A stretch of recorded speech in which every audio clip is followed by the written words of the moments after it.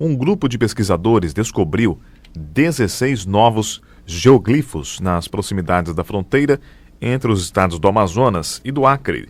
O nosso contato é com a coordenadora do programa de pós-graduação em antropologia da UFPA, a Universidade Federal do Pará, professora Denise Chan, que lidera o grupo de pesquisa. Professora Denise, bom dia. Bom dia. Bom, professora Denise, primeiro a senhora poderia explicar aos ouvintes o que são os geoglifos? Bom, os geoglifos da Amazônia, eles são obras de terra que foram cavadas no solo argiloso lá do estado do Acre, formando figuras geométricas de grandes dimensões, né? Na verdade, esse nome foi dado pelo professor Alceu Ranzi porque ele comparou com as linhas de Nazca no Peru, onde tem formas de desenhos de animais, né, e formas humanas, que você realmente só consegue ver de cima. No caso do Acre, é um pouco diferente, porque lá são enormes valetas cavadas no solo, que inicialmente a gente pensou que eram obras do tipo fortificações, né, fossos de antigas aldeias indígenas na região. Fossas, é isso? Fossos, né, grandes valetas cavadas. Sim. Assim como você tinha nos castelos medievais aqueles fossos, né, que circundavam Sim. os castelos, lá no Acre você tem esses fossos escavados, né? Sim, mas... Valetas. Então esses geoglifos, eles são bastante grandes. Alguns têm 300 metros de diâmetro. E quando você vê do solo, você chega lá e vê aquele buraco, né, bem profundo, vê que ele tem o formato, né, circular ou quadrado. Às vezes a gente não consegue perceber direito esse desenho e ver melhor quando a gente vê realmente do avião. Então essa obra, na verdade, ela é uma obra de engenharia, de arquitetura desses povos indígenas que viviam no Acre há 2.000 anos.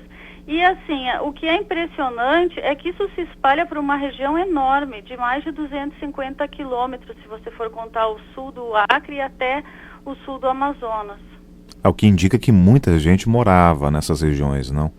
Exatamente. E além de ser assim uma população bastante organizada, né, em torno de construir essas obras de terra, a gente vê que nessa grande região eles compartilhavam assim o mesmo sistema simbólico, cultural, que fazia com que eles construíssem esses espaços que eles provavelmente usavam para moradia, para realização de encontros, de rituais, de cerimônias de vários tipos. Sim, essas fossas? Não nas fossas. Os espaços, Sim, né? Porque aí certo. você tem, na verdade, um espaço que é como uma praça, né? Que é circundada, então, por esse fosso. Mas qual seria a função desse fosso? Pois é, inicialmente, na verdade, assim, ele delimita um espaço, né? Então, você, quando chega naquele espaço, tem umas partes dele que tem uns caminhos. Você tem que seguir aquele caminho, senão não tem como você entrar. Então, na verdade, isso delimita um espaço e impede o acesso à pessoa que está chegando por qualquer lugar. Então, inicialmente a gente pensou que fosse uma questão de fortificação mesmo, né, de defesa, quer dizer, a pessoa que chega, ela não tem condições de pular, porque esses fossos, eles têm 11 metros de largura, às vezes 3 metros de profundidade, então fica muito difícil para transpor, né, então ele delimita realmente um espaço e disciplina quem entra, quem não entra e por onde, né, a pessoa entra. Sim, uma espécie de, na verdade, uma maneira de se defender, ou defender ali, se defender de ataques surpresas, né? Ataques surpresa. Bom, professora, agora, visto do alto, essas escavações, esses fossos, na verdade, formam alguma figura, alguma... Sim, formam, em geral, a maior parte deles são ou circulares ou quadrados, né? Então, mais para o sul do estado predominam os circulares e mais para o norte os quadrados.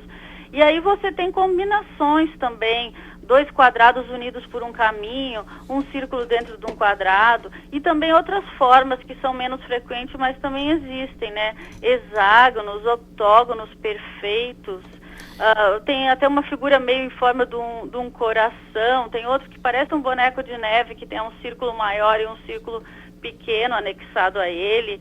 Então tem várias combinações, tem algumas que tem esses fossos, eles são duplos, não é um fosso simples só em torno desse espaço aberto. Então, assim, e a perfeição dessas formas é que chama muita atenção. Então, eles tinham um cuidado muito grande com essa questão da geometria que provavelmente tinha um significado simbólico também, que a gente não sabe qual seria exatamente. Possivelmente também essas obras construídas para manipulação e uso de água ou não? Isso foi uma coisa que chegou a se pensar também, né? Porque tem uma coisa que é bastante interessante, que nenhum desses fósseis ele acumula água dentro. Isso é uma coisa que os proprietários das terras onde eles se localizam geralmente comentam. Então a gente está até pensando em alguma coisa tipo um sistema de drenagem que pudesse existir. Alguns deles que são quadrados, um dos cantos do quadrado ele é um pouquinho mais inclinado, às vezes termina meio ligado a um igarapé. Então também poderia ter essa função aí de drenagem. Mas isso é uma coisa que a gente está ainda investigando. Certo. Como é que essa descoberta foi feita, professora Chan?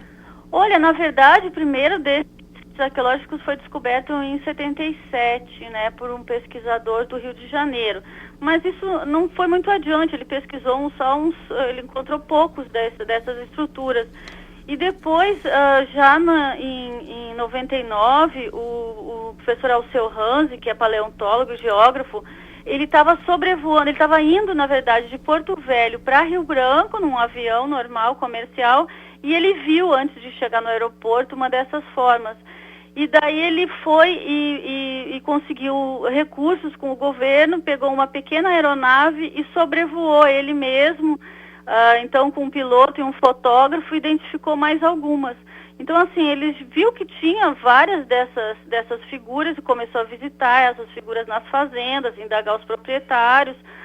Mas foi só mesmo a partir de 2005, eu entrei no projeto, daí a gente formou um grupo de pesquisa para investigar isso, e daí nós descobrimos que a gente podia ver no Google Earth essas figuras em imagens de satélite, né, que estão gratuitas na internet. Então, qualquer pessoa, na verdade, pode fazer isso. Vai lá para o leste do estado do Acre, no Google, e começa a pesquisar e vai encontrar essas figuras.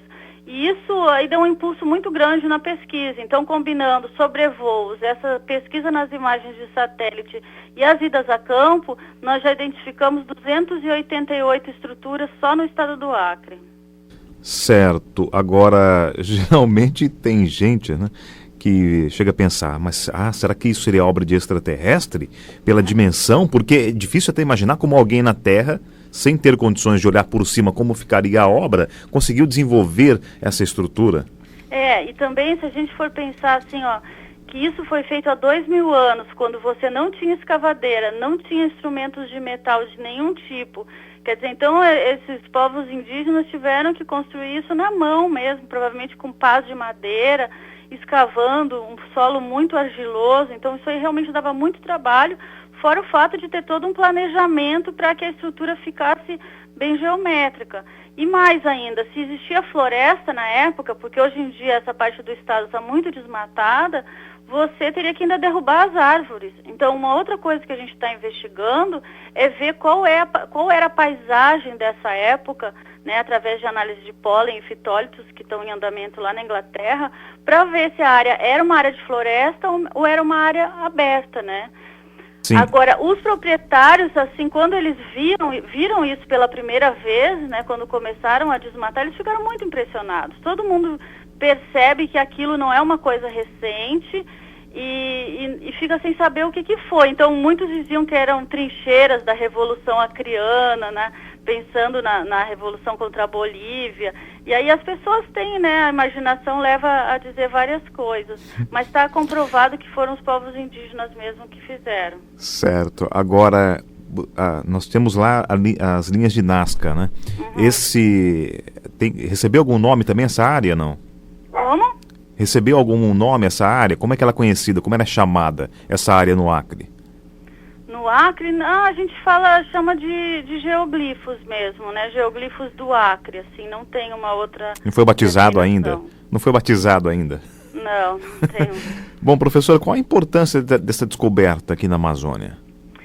Bom, isso é bastante importante, assim, porque mostra mesmo esse manejo da paisagem pelos povos indígenas, né, amazônicos, e mostra a habitação dessa região, que é uma região de interflúvio, na verdade, porque assim sempre se achou que, desde os primeiros relatos após a conquista da Amazônia, se pensava que as áreas mais populosas eram justamente as áreas de várzea ao longo do rio Amazonas e dos seus maiores tributários, né? Que essas áreas do interior tinham sido ocupadas mais tarde e que eram geralmente populações muito pequenas, nômades, etc. E assim, nessa área então de platô, né, e também de uma área de interflúvio do Alto Rio Purus, que era considerada uma área que não tinha sido muito habitada, a gente encontrar esse tipo de estrutura lá mostra realmente uma população considerável, né? E obriga a gente a repensar certos modelos sobre a ocupação da Amazônia e saber, assim, que tem muita coisa ainda a descobrir, porque se isso está sendo encontrado agora, é em área aberta, né? Área desmatada. Imagina o que não tem embaixo da floresta, né? Então tem muita coisa ainda para se descobrir. Eu acho que a gente vai ter muitas surpresas ainda nessa área da arqueologia amazônica. Bom, além do próprio geoglifo, né, que é uma estrutura sem dúvida que merece estar recebendo atenção e estudo dos especialistas, nesses locais podem ser encontradas outras questões, não sei, não imagino, ou posso imaginar na verdade que se era usada para água, alguns materiais podem ter sido depositados pela força da água. Sim, a gente encontra assim, fragmentos de cerâmica, né, das vasilhas que eles utilizavam. A gente encontra alguns materiais de pedra também, em geral assim, machados de pedra, mas muito poucos na verdade. A gente tem encontrado poucos desses materiais de pedra, que em geral esses machados, essas lâminas de machado de pedra, quando os arqueólogos encontram na Amazônia, se considera que eles foram utilizados para derrubar árvores, né? Ou então como itens de troca, porque algumas regiões da Amazônia tinha a produção desses materiais, as zonas que tem mais rocha mesmo, e outras áreas, como assim, essas áreas mais sedimentares onde não tem rocha, então chegavam nesses locais através de troca, como é o caso do Acre, porque lá não tem essa pedra. Então, quando a gente encontra esses materiais, a gente sabe que eles estavam fazendo trocas com povos que provavelmente moravam lá na bacia do Rio Madeira, né, onde esse material ocorre. Então mostra assim, esses contatos deles por longas distâncias também, o que é uma outra coisa bem interessante. Certo. Bom, é uma área extensa, a senhora disse que se espalham, né, esses geoglifos por cerca de 200 quilômetros. Toda a área já foi mapeada? Olha, no leste do estado do Acre a gente fez um mapeamento bem cuidadoso, né? Mas assim, sempre podem aparecer novas estruturas. E agora, recentemente, a gente iniciou as pesquisas no sul do Amazonas, do estado do Amazonas, onde também estão sendo descobertos muitos desses geoglifos. Existem geoglifos também na Bolívia e ali na Bolívia próximo ao Acre e também no oeste de Rondônia. Então, realmente, assim, tem muita coisa ainda para mapear e para estudar. Bom, certo. Professora, nós vamos continuar acompanhando qualquer revelação nova, né? Vamos entrar em contato com vocês. Obrigado pela gentileza da participação. Tá, eu que agradeço. Bom dia.